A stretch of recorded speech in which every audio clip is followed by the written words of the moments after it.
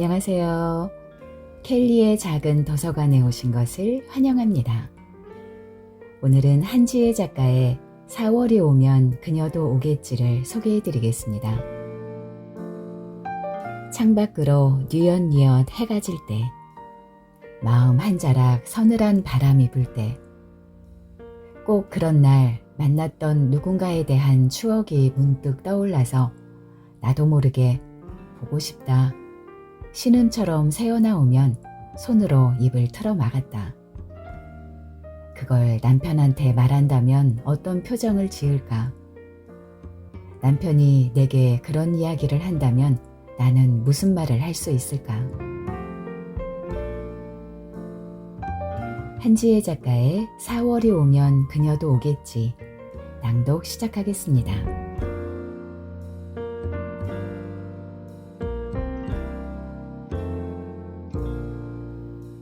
남편과 나는 7년을 연애했다. 만나는 동안 3번 헤어졌다. 처음에는 일주일 만에 만났고 두 번째는 한 달 만에 다시 만났다. 세 번째는 헤어지고 3달 정도 후에 다시 만날 기회가 있었는데 엇갈렸다. 그래서 1년 정도 시간이 더 걸렸다. 우연한 재회였다.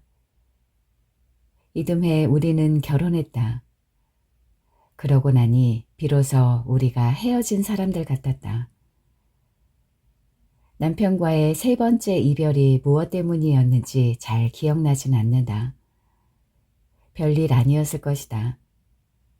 앞서 2번의 이별도 그랬다. 그래도 나는 늘 최선을 다해 슬퍼했다. 불면에 시달렸고 밥도 먹지 않았고 걸핏하면 울었고 술을 마시면 아무데나 전화를 걸어 주정을 하기도 했다. 대개는 그쯤 하면 남편에게서 연락이 왔다. 그리고 아무 일 없던 듯 다시 만났다. 3번째 이별은 좀 길었던 탓에 어느 순간이 되자 새벽에 울리는 내 전화를 아무도 받지 않았다. 할 수 없이 혼자 길바닥에 주저앉아 노래를 불렀다. 며칠 동안 이별 노래란 이별 노래는 다 불렀다. 너를 마지막으로 나의 청춘은 끝이 났다 까지 불렀더니 더 이상 부를 레파토리가 없었다. 툭툭 털고 일어나 일상으로 돌아왔다. 시련의 통과 의례가 끝난 것이다. 새로운 사람을 만날 차례였다.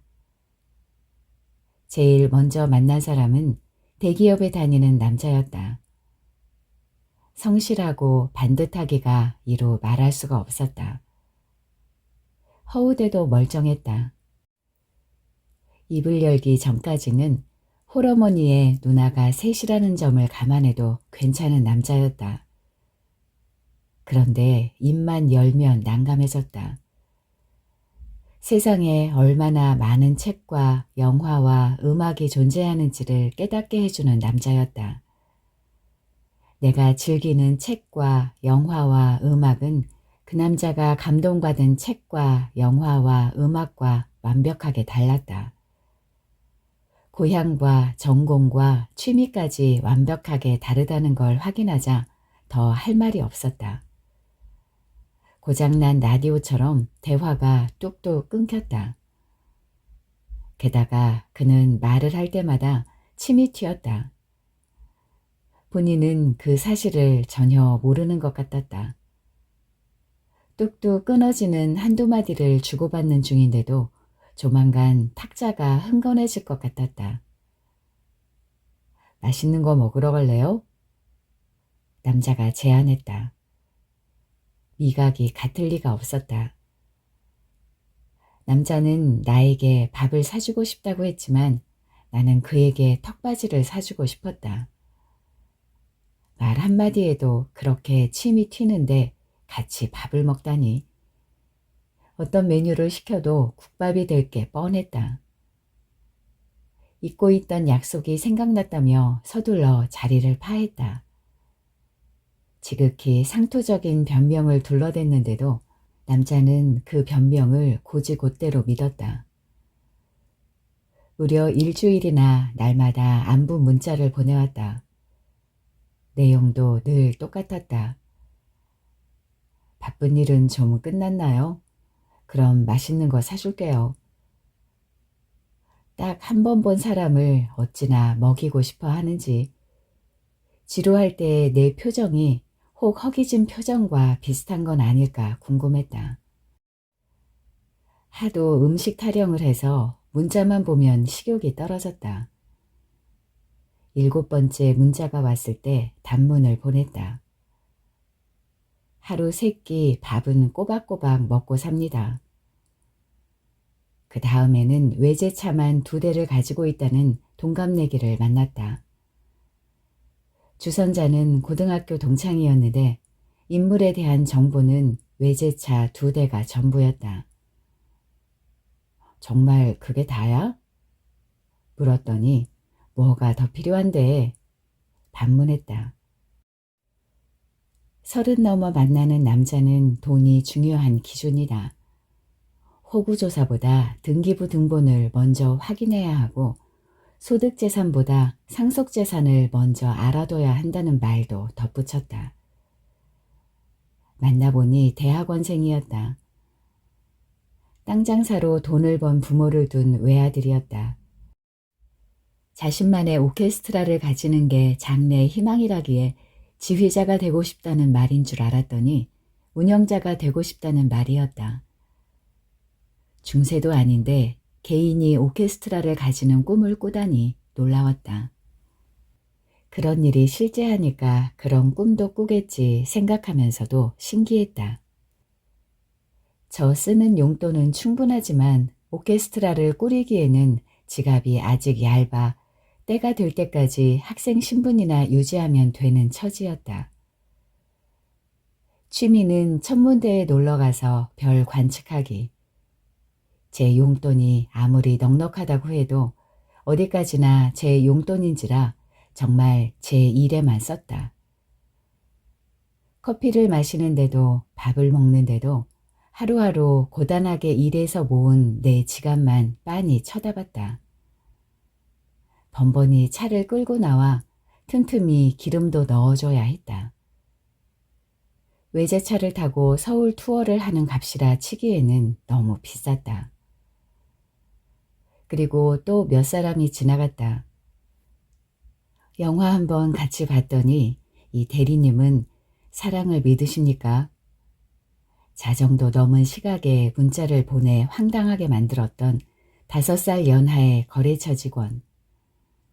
너만 보면 가슴이 아프다.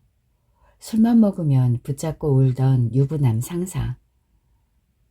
유부남인 건 괜찮았는데 그렇게 울다가도 집에서 전화만 오면 멀쩡하고 살갑고 게다가 혀까지 짧은 목소리로 애교까지 섞어가며 받았다.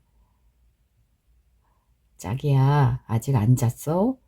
피곤하잖아. 먼저 자. 나 오늘 좀 늦어. 그래, 술 많이 안 먹을게. 나도 사랑해. 하며 응석을 부리고는 끊자마자 다시 우울하고 시니컬하고 매력적인 얼굴로 말했다. 이 여자 나 없으면 하루도 못 사는 여자다. 그래서 내가 가슴이 아프다. 보고 있자니 내 가슴도 아팠다. 그래서 패스. 사랑과 우정 사이를 넘나들던 친구와 짧은 연애를 하기도 했다. 그 친구와 사귄 건 제법 연애다웠다. 대화도 잘 통했고 같이 있는 시간도 즐거웠다. 하긴 연애를 시작하기 전에도 그 친구와의 만남은 늘 그랬다. 그랬으니 우리가 사랑과 우정 사이에 있다고 믿기도 했던 것이다. 그 친구가 내 운명일지 모른다는 생각도 하루 이틀은 했다. 꽃도 받고 밤새 긴긴 통화도 했다. 문제는 발렌타인데이였다. 초콜릿보다 더 시커먼 머리통이 우글거리는 백화점에서 그를 위한 초콜릿을 고르다가 문득 이상했다. 마음이 너무 차분했다. 아무리 애인이기 이전에 오랜 친구였다지만 그를 위해 그에게 사랑을 고백하기 위해 무언가를 고르면서 들뜨지도 설레지도 않다니 좀 이상한 건 아닌가. 나는 그를 좋아했다. 너무너무 좋아했다. 그는 소파보다 더 편안한 사람이었다. 하나를 말하면 10가지는 아니어도 5 정도는 알아들었다. 그런데 그게 다였다. 떨리지도 애틋하지도 안쓰럽지도 않았다. 이건 거짓이야 싶었다. 헤어지자고 했더니 그가 나를 달랬다.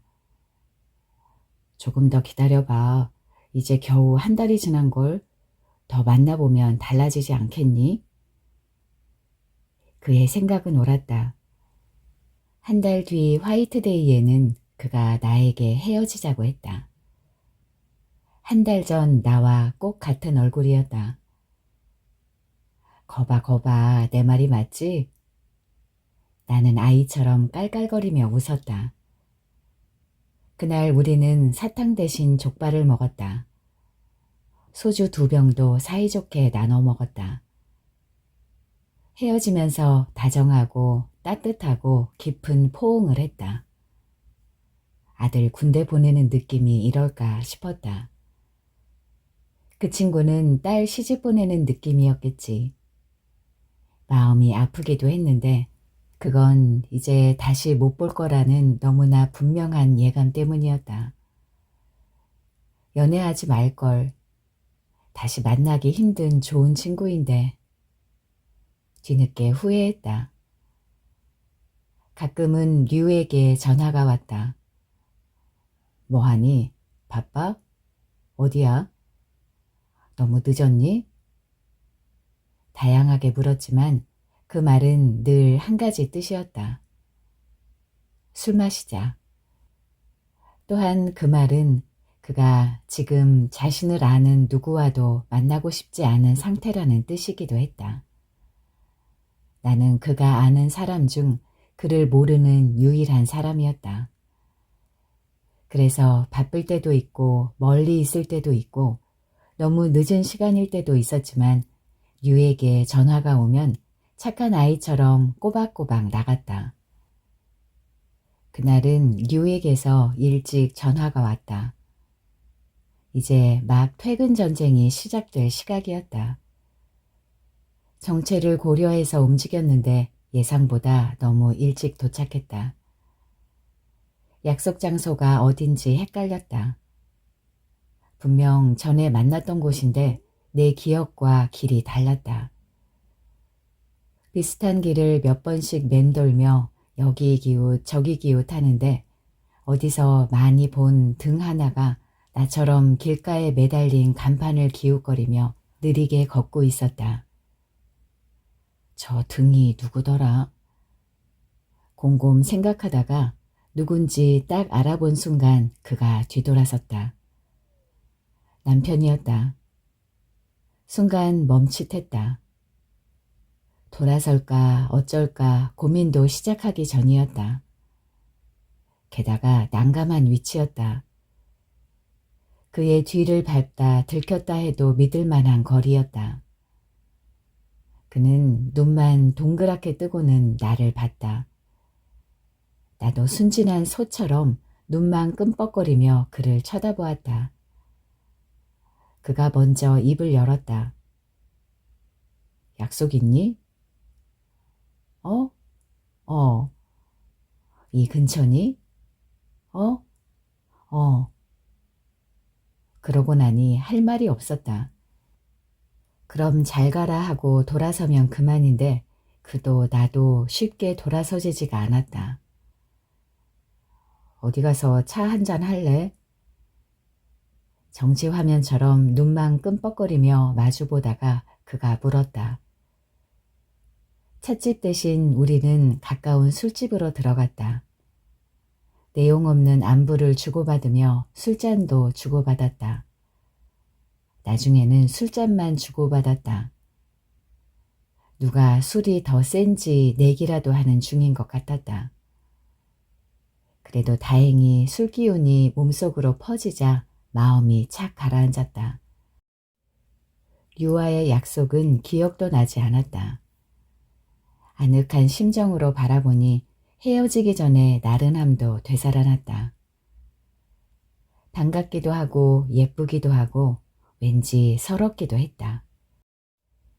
그와 나 사이에 있던 1년의 시간을 툭 끊어내고 앉은 느낌이었다. 그도 마찬가지인 듯 했다. 이렇게 좋은데 대체 왜 그랬던 것일까? 갑자기 억울했다. 골목에 앉아 청승맞은 노래만 골라 부르던 때가 머리를 스쳐 지나갔다. 대체 나를 왜 그렇게 내버려 두었단 말인가? 네 놈은. 억하심정도 불끈 솟아올랐다. 그래서 따져 물었다. 왜 그랬어? 뭐가? 왜 그랬냐고. 나보다 먼저 술에 취해 풀린 눈으로 그가 나를 쳐다봤다. 그때 무슨 일이 있었지? 하는 표정이었다. 글쎄, 그때 무슨 일이 있었는지는 나도 모른다. 그와 헤어졌고 1년이 넘도록 그가 전화조차 하지 않았다는 사실만 선명했다. 그래서 어떻게 나한테 그럴 수가 있지? 어떻게 나와 헤어질 수 있지? 어떻게 나와 헤어지고 1년이나 있을 수 있지? 어떻게 전화 한 번 없을 수 있지? 그 말만 하면서 눈물을 흘리기 시작했다. 유치하기 이를 데 없는 짓이었지만 그래도 그 순간에는 진심이었다. 진심을 강조하기 위해 우는 것도 우아하게 울었다. 몸은 꼿꼿이 세우고 고개만 옆으로 돌린 채 소리도 없이 눈물만 방울방울 흘렸다. 울다 보니 이상했다. 이쯤이면 한마디쯤 대꾸해줘도 될 것 같은데 그가 너무 조용했다. 다시 고개를 바로 하고 보니 그는 어느 틈엔가 탁자 위에 쓰러져 잠들어 있었다. 그게 억울해서 탁자를 쾅쾅 치며 울다가 인사불성이 된 그와 함께 쫓겨났다. 술에 취한 남자를 질질 끌고 나오는 일은 몹시 힘들었다. 버리고 가자니 이미 옛정이 새록새록 솟은 다음이었다. 젖먹던 힘을 다해 끌다가 너무 힘들어서 멈췄더니 계시처럼 여관이 있었다. 여관을 보자 눕고 싶었다. 술에 취하기는 나도 마찬가지였다. 카운터 직원의 도움까지 받아 그를 눕히고 나도 누웠다. 숨이나 돌리고 가자 생각했는데 진심이었는지는 모르겠다. 그 사이에 그는 정신이 좀 든 모양이었다. 술에 취했기로써니 여자가 남자를 여관으로 끌고 오다니 슬쩍 민망한 생각이 들었다. 그래서 다시 울기 시작했다. 미안해. 정신을 차린 그가 나를 달래기 시작했다. 따뜻하고 두툼한 손가락이 눈물을 닦아주다가 얼굴을 쓰다듬다가 등을 토닥거리다가 셔츠 자락 안으로 스멀스멀 들어와 말랑한 가슴을 주무르기 시작했다. 이건 아니잖아 하는 생각이 들었지만 뿌리치지 못했다. 익숙하다 못해 마음이 편해질 정도로 친숙한 손과 채취였다. 머리보다 몸이 더 오래 기억하는구나. 그것도 신기했다. 눈을 감고 있으면 어제 만나고 오늘 또 만난 사람 같았다. 그러나 우리는 헤어진 연인. 가만히 몸을 맡기고 있다가 아차 싶었다. 아무래도 이쯤에서 화를 내고 몸을 돌려야 하는 게 맞을 것 같았다. 하지만 겨드랑이 사이를 지나가는 간지러움이 나쁘지 않았다. 그렇다고 신음소리를 내는 건 너무 경박하지 않을까?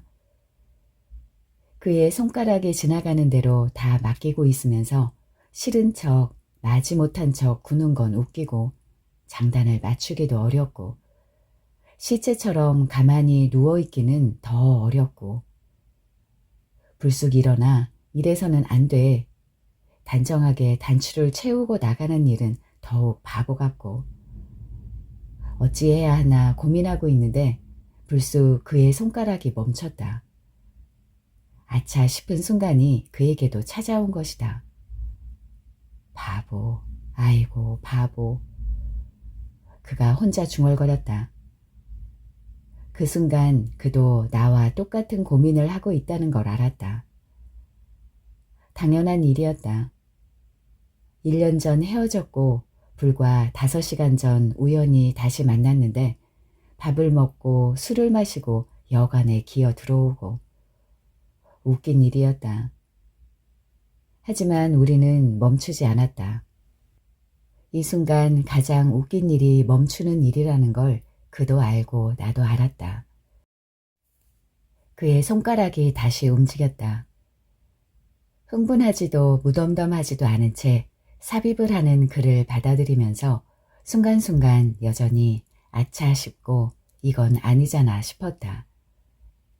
동시에 익숙하고 편안하고 따뜻했다. 그런 모순적인 감정의 혼돈을 그도 나와 똑같이 겪고 있을 거라고 생각하자 갑자기 무한한 애정이 솟구쳤다. 나는 그의 등을 바짝 끌어안았다. 웃음이 나왔다. 몸도 마음도 아주 편안했다. 술기운은 멀리 달아났다. 그 상태로 우리는 한 번 더 관계를 가졌다. 7년 동안 남편과는 3번 헤어졌지만 유아는 3번 엇갈렸다. 남편보다 류를 먼저 알았고 어느 시기에는 남편보다 류를 훨씬 더 자주 만났다. 마지막으로 만났을 때 류는 내게 프로포즈를 했다. 거절할 마음은 아니었는데 그렇다고 흔쾌히 받아들일 수도 없었다. 무엇보다도 어떻게 해야 그의 프로포즈를 받아들이는 건지 몰랐다. 그래서 대답 대신 아 하고 짧게 탄식했다. 류는 그걸 거절로 이해했다. 우리는 그렇게 헤어졌다. 그러고 나니 비로소 우리가 연인 같았다. 남편과 류는 만난 적이 없다. 그러나 서로의 존재에 대해서 알고는 있다. 류는 남편의 전임자였다. 류와 나는 같은 부서였고 남편은 다른 부서였다. 경력으로 입사한 지 얼마 되지 않아 사표를 낸 류의 자리에 전혀 다른 부서에서 일하던 남편이 왔다. 인수인계도 없이 사표를 냈지만 류가 근무했던 기간이 워낙 짧았기 때문에 업무에 큰 지장은 없었다. 내가 업무를 처리하는 데에도 아무런 지장이 없었다. 그렇더라도 전혀 다른 부서에서 일했던 남편은 종종 실수를 했다. 남편이 허둥댈 때마다 나는 류의 방식을 예로 들어 설명했다. 류는 이렇게 처리했어요. 혹은 그럴 때 류는 이곳에 연락을 하더군요. 하루는 남편이 물었다. 그 사람하고 사귀었어요? 질투가 느껴지는 목소리였다. 듣기에 나쁘지 않았다. 남편은 좋은 사람이었다. 느리지만 성실했고 소심하지만 자상했다. 나는 무심을 가장한 친절하고 다정한 목소리로 대답했다. 유부남이에요, 그 사람. 고로 그는 나와 무관하다는 일종의 유혹이었다. 남편은 내 말이 무슨 말인지 알아들었다. 거짓말은 아니었다. 내가 류를 만났을 때 그는 이미 결혼한 사람이었다. 현재 상태가 이혼인지 별거인지 알 수 없을 뿐이었다. 남편과의 데이트는 무난했다. 아니, 훌륭했다. 있는 듯 없는 듯 조용하던 직장에서의 모습과는 달리 그는 이벤트를 좋아하고 활동적이었으며 여자들이 좋아할 만한 맛집과 바닷가와 드라이브 코스를 꼼꼼히 조사하여 실천하는 성실함까지 갖추고 있었다.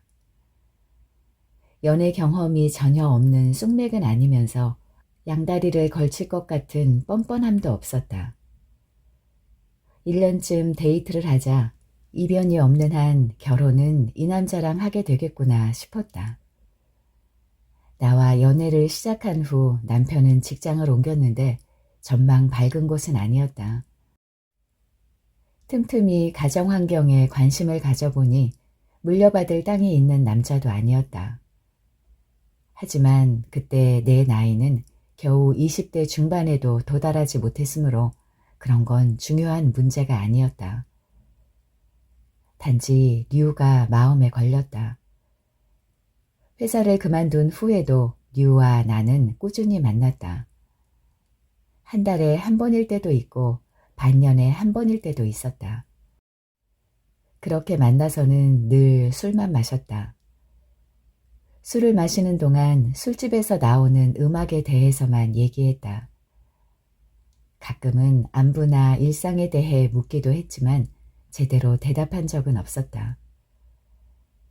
내가 물으면 류가 딴소리를 했고 류가 물으면 나는 탁자 위에 있는 땅콩 껍질을 벗기거나 새우깡을 먹었다.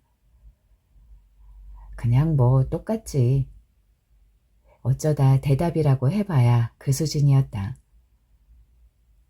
언젠가 한 번은 류가 물었다. 너는 왜 나를 만나니? 나는 대답 대신 땅콩 껍질을 까며 물었다. 당신은 왜 나한테 전화하니? 좀 더 노골적으로 묻기도 했다. 나를 좋아하니? 그러면 류는 피식 웃으며 대답했다. 그럼 뭐가 달라지니? 그러고는 혼잣말처럼 덧붙였다. 좋아해, 너. 그 말을 듣자 웃음이 터져나왔다. 나는 큰 소리로 웃었다. 너무 웃어서 눈물이 다 나올 지경이었다. 웃음을 멈추지 못하며 말했다. 고맙네, 당신. 그 많은 여자들 속에 나도 한번 끼워주고. 류는 웃지 않았다. 그러나 나는 모른 척했다.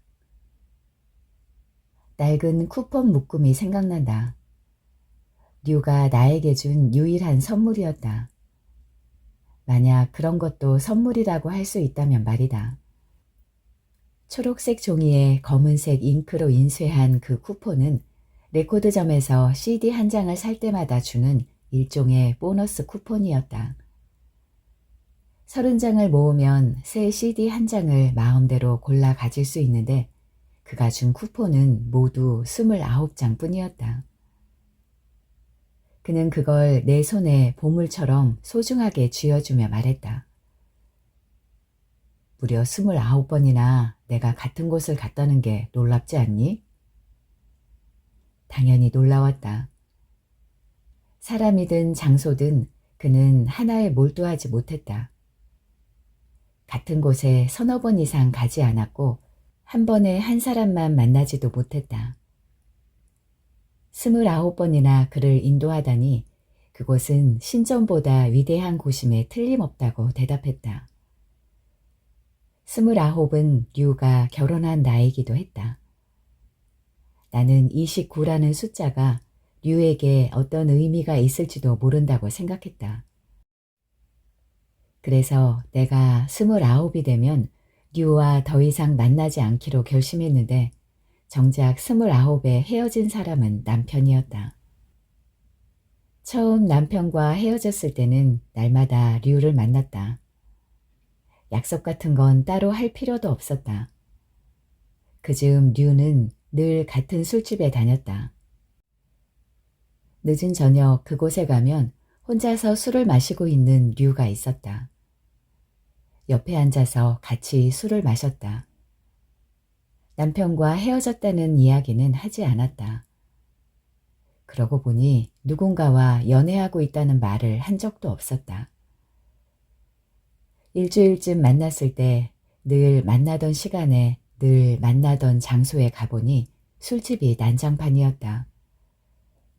소방차 몇 대가 그 앞에 서 있었다. 전기 합선으로 화재가 났다고 했다. 지하 구석에 있는 술집이라 탈출구가 없었다. 적지 않은 사망자가 발생했다. 류의 모습은 보이지 않았다. 혼란스러운 현장을 황망하게 바라보다가 떨리는 가슴으로 류에게 전화를 걸었으나 받지 않았다. 무서웠다. 다리가 후들거렸다. 그가 그날 그 장소에 가지 않았다는 소식은 며칠 후에 들었다. 그날 다른 장소에서 그와 술을 마신 사람이 있었다. 다행이다 싶기도 하고 허탈하기도 했다. 살아있는 거지. 다치지 않았지. 울며 남긴 내 전화 목소리를 들었을 텐데 류에게서는 연락이 없었다. 슬슬 화가 나기 시작했을 때쯤 류가 아니라 남편에게 전화가 걸려왔다. 나는 아무것도 묻지 않고 다시 남편을 만났다. 두 번째로 남편과 헤어졌을 때는 마음이 많이 아팠다. 홀대받은 마음 어쩌고 하며 날마다 울었다. 울다가 문득 좋아한다는 말을 듣고 큰 소리로 웃던 나를 바라보던 류의 표정이 떠올랐다. 그때는 류의 나이가 많다고 생각했는데 어느새 나도 그 나이가 되어 있었다. 새삼 미안했다. 사랑 때문에 아프지 않을 나이인 줄 알고 웃었던 건데 겪어보니 충분히 아픈 나이였다. 그래서 류에게 메일을 썼다. 어떻게 지내? 단 한 줄의 메일이었다. 몇 년 만에 전하는 소식이었다. 다음 날 전화가 걸려왔다. 류였다. 먼 이국에 있다고 했다. 나는 깔깔 큰 소리로 웃었다. 전에는 어이가 없어서 웃었지만 이번에는 반갑고 고마워서 웃었다. 세상에 어쩜 그 한 줄에 바로 전화할 수 있어? 그것도 그 먼 곳에서. 남편과 헤어졌다는 말은 그때도 하지 않았다. 그냥 하하 웃기만 했다. 그러게 이렇게 멀리서 전화를 하다니 너무 착하지 않니? 그가 대답했다.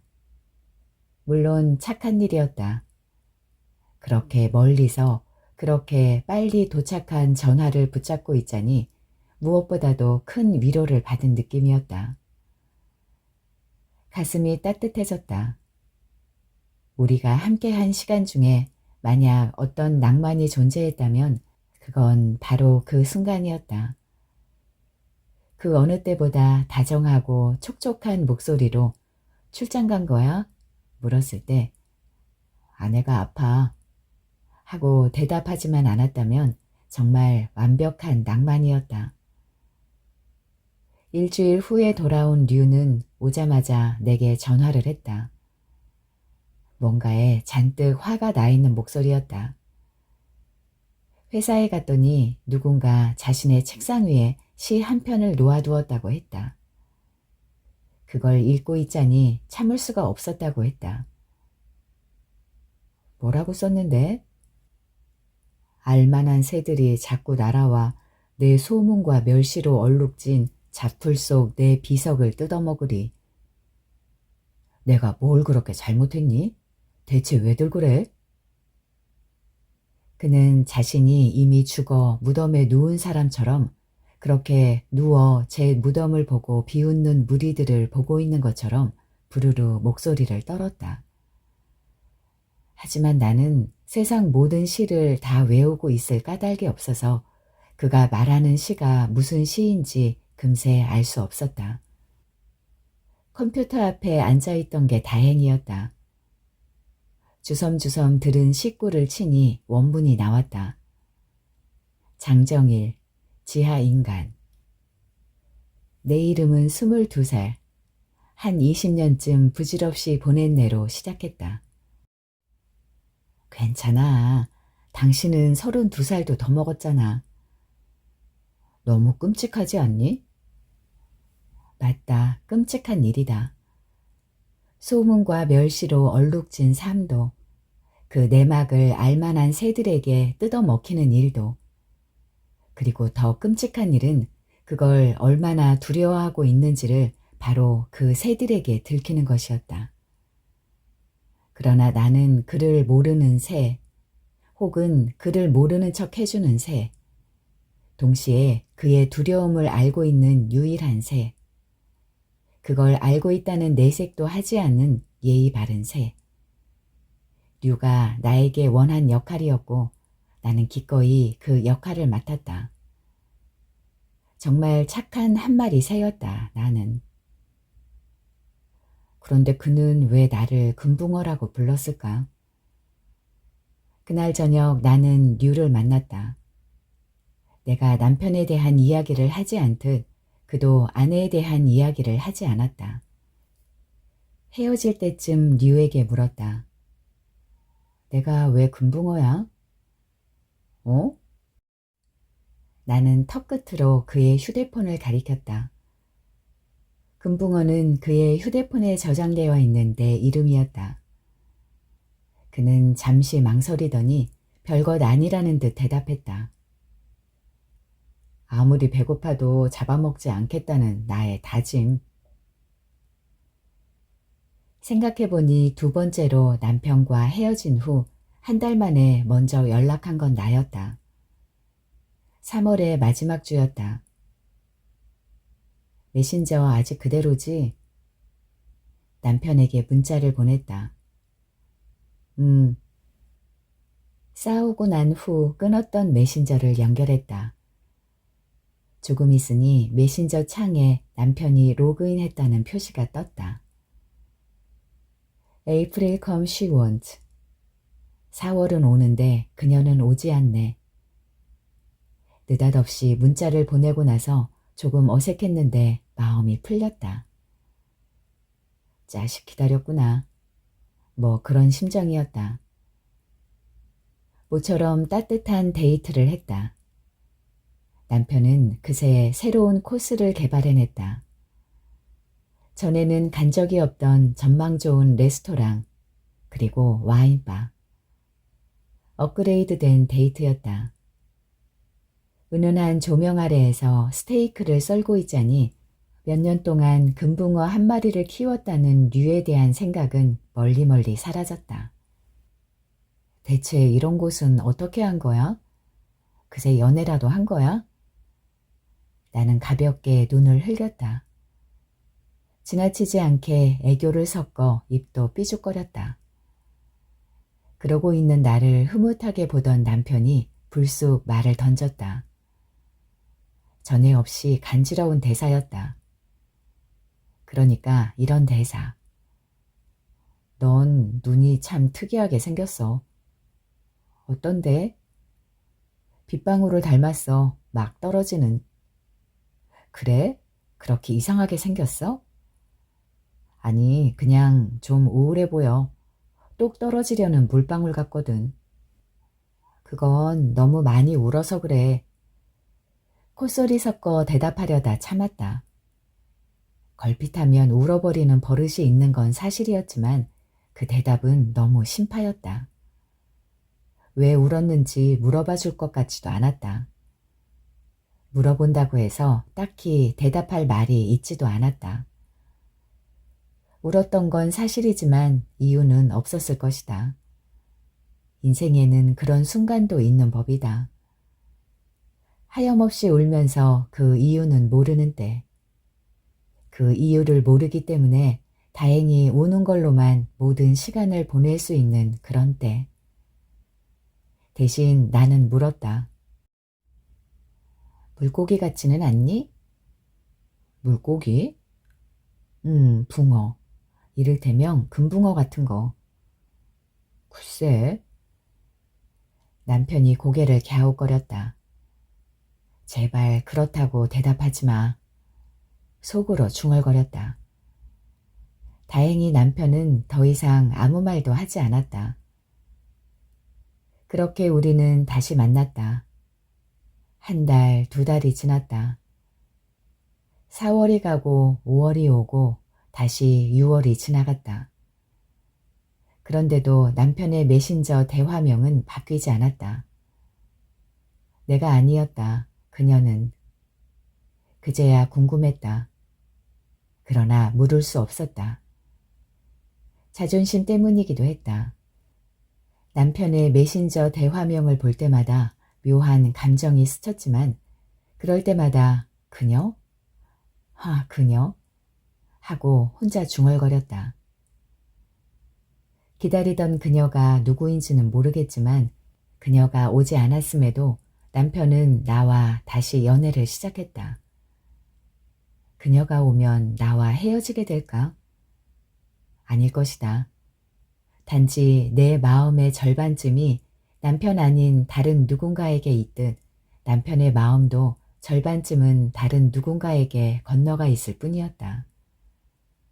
나는 그게 뭔지 알았다. 그래서 참을 수 없는 질투가 솟아오르는 순간에도 견딜 수 있었다. 열망과 욕망이 다르고 현실과 이상이 다르다는 사실을 깨닫기 시작하는 30 이후. 그때 우리 나이였다. 그러므로 나는 남편을 이해했고, 그러므로 쓸쓸했고, 그러므로 그 어느 때보다 그를 간절히 원했다. 우리가 3번째로 헤어졌을 때 내가 그 어느 때보다 방황했던 것도 어쩌면 그녀 때문이었을 것이다. 알 수 없는 존재의 자장 때문에 무력했고 분노했다. 상실감은 상상할 수 없을 만큼 컸다. 그 상실감이 나를 다시 류에게로 인도했다. 류와 마지막으로 만난 장소는 술집이 아닌 류의 집이었다. 의외로 따뜻하고 세심하게 꾸며진 집이었다. 당신 우렁각시 키우나 봐.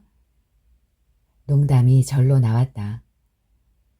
그는 술도 마시지 않았다. 손수 커피 한 잔을 타서 테이블 위에 올려놓았다. 작은 케이크도 있었다. 먹을래? 나는 고개를 저었다. 커피를 마시기에는 너무 늦었고 저녁을 먹은 후라 케이크도 부담스러웠다. 나는 대신 내가 사들고 간 아이스크림을 먹었다. 바닐라 맛이었다. 음악 틀어줄까? 대답 대신 고개를 끄덕였다. 집이라니. 어색한 장소였다. 류도 산만했다. 원래 그런 사람이었지만 유별나게 그랬다.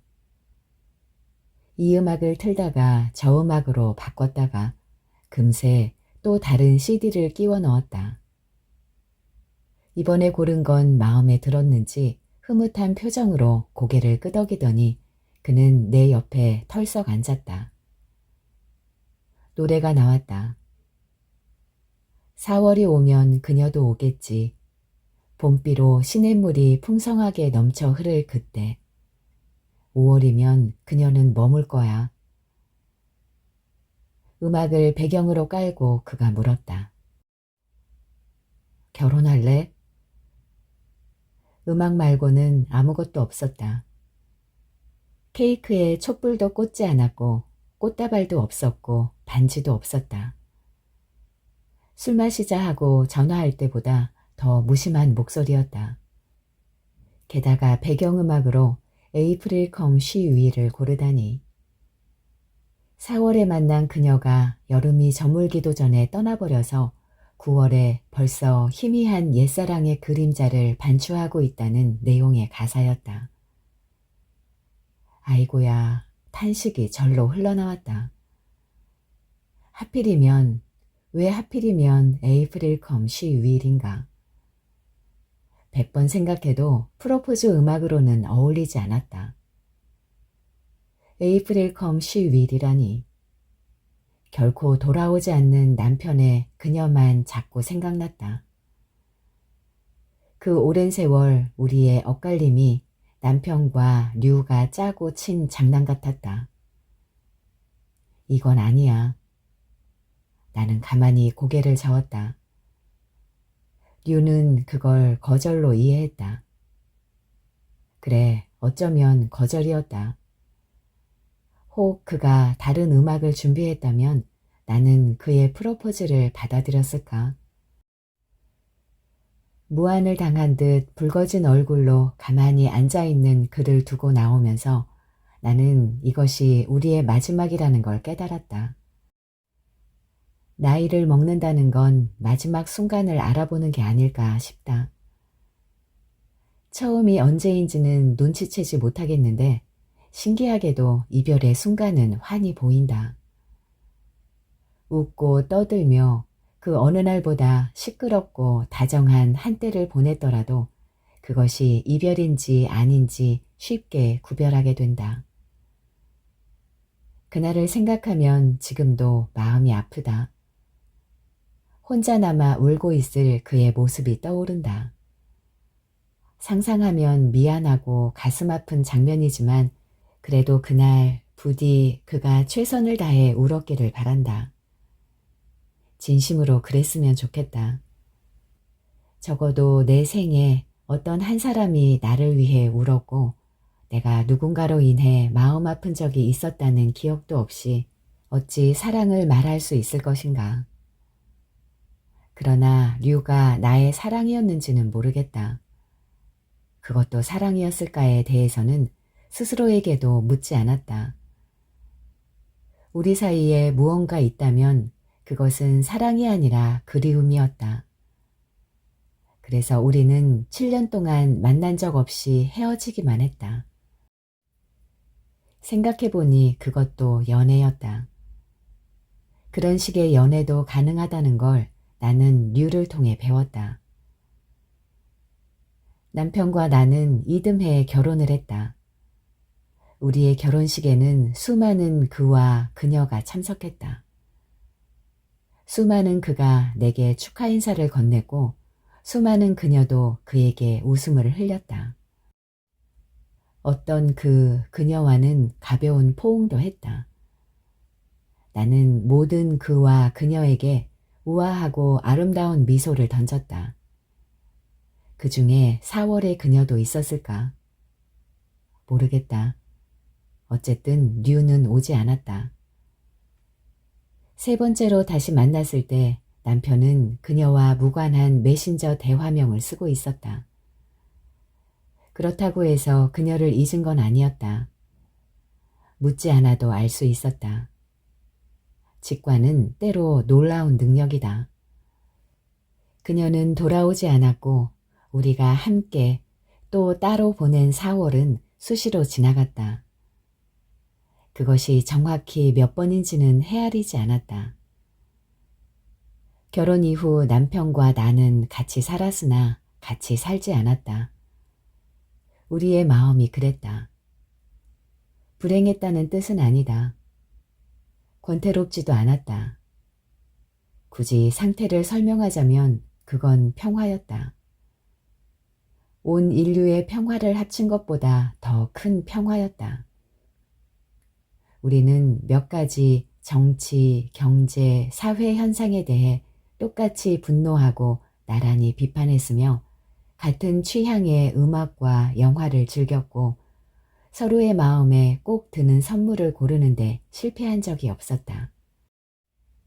사랑하느냐는 질문은 그에게도 나 자신에게도 하지 않았다. 가끔씩은 싸우고 가끔은 아이들처럼 장난치면서 나는 우리가 미움도 없이 헤어진 연인 같다는 생각을 종종 했다. 남편은 결혼하면서 자신이 쓰던 물건을 알뜰히 챙겨왔다. 알고 가져왔는지 모르고 가져왔는지 한때의 연애 편지를 모은 상자도 함께 가져왔다. 틈틈이 나는 그 편지를 읽었다. 나를 만나기 이전의 사람도 있고 나와 만나던 중에 사람도 있고 나와 헤어진 동안의 사람도 있었다. 나와 아주 사이가 좋을 때 누군가에게 편지를 보낸 적도 있었다. 어떤 연애는 귀여웠고 어떤 연애는 안타까웠으며 어떤 연애는 화가 났고 어떤 연애는 진심으로 부러웠다. 어떤 연애는 대체 어찌된 연유인지 너무너무 궁금했지만 물어볼 수 없었다. 결혼한 이후 외로워지는 건 사랑에 관해 이야기할 수 있는 사람이 없기 때문이라는 생각을 가끔 했다. 직장을 그만둔 후 대화 상대는 남편이 유일했다. 우리는 어떤 분야든 화제거리로 삼을 수 있었고 대화가 많은 부부였지만 각자의 마음에 있는 사랑에 대해서는 말할 수 없었다. 서로에게 사랑한다고 말하는 건 의미가 없었고 지나간 사랑을 말하는 건 더욱 그랬다. 그래서 외로웠다. 창밖으로 뉘엿뉘엿 해가 질 때, 마음 한 자락 서늘한 바람이 불 때, 꼭 그런 날 만났던 누군가에 대한 추억이 문득 떠올라서 나도 모르게 보고 싶다. 신음처럼 새어나오면 손으로 입을 틀어막았다. 그걸 남편에게 말한다면 어떤 표정을 지을까? 남편이 내게 그런 이야기를 한다면 나는 무슨 말을 할 수 있을까? 그래서 혼자 류를 기억했다. 류도 기억하고 류 이전의 남자도 기억하고 류 이후의 남자도 기억했다. 그들 중 내가 사랑한 사람은 누구였을까? 아니, 사랑이 우리의 삶에 과연 의미가 있는 걸까? 내가 사랑한 것은 일평생을 두고 나 자신이었다. 앞으로도 그러할 것이다. 살다가 꼭 한 번 류에게 전화를 걸었다. 햇빛 환한 봄날이었다. 사과 박스 가득 담긴 남편의 연애 편지를 다 읽은 날이기도 했다. 내 휴대폰에는 그때까지도 그의 번호가 저장되어 있었다. 내 휴대폰 속의 그의 이름은 흐를 류였다. 류는 전화를 받지 않았다. 아니, 결번이었다. 지금 거신 번호는 없는 번호이거나 안내 멘트를 듣고 있자니 마음속에서 뭔가 툭 끊어지는 소리가 들렸다. 오후에는 혼자 시내에 나갔다. 손에는 그 언젠가 류가 주었던 초록색 쿠폰 29장이 들려 있었다. 보물찾기에 나선 아이처럼 나는 쿠폰 뒤에 그려진 약도를 따라갔다. 10년도 더 전에 그려진 약도라 길을 찾기가 쉽지 않았다. 있던 길이 없어지고 새로운 길이 생겼다. 기억의 길 위에 새로운 길을 덧입혀가며 결국 레코드 가게가 있던 위치를 찾아냈다. 그 자리에는 레코드 가게 대신 새로운 건물이 들어서 있었다. 하긴 가게가 남아있다 한들 10년도 더 지난 쿠폰으로 바꿀 수 있는 물건은 없을 것이다. 29장이 아니라 290장을 가지고 있어도 마찬가지였을 것이다. 그래도 다행히 새로 들어선 건물 안에 음반 가게가 하나 있었다. 나는 CD 한 장을 구입했다. 결제는 남편이 만들어준 카드로 했다. 사이먼 앤 가펑클의 음반이었다. 구석에서 겨우 한 장을 찾아냈는데 포장을 뜯어보니 에이프릴 컴 시 윌은 수록되어 있지 않았다. 나는 길을 걸으며 혼자 노래를 중얼거렸다. 9월이면 난 기억하겠지. 한때는 새로웠지만 이제는 시들어버린 사랑을. 봄이 무르익는 중인지 햇빛이 눈에 시렸다. 누구도 누구에게 돌아가지 않았지만 어쨌거나 4월이다.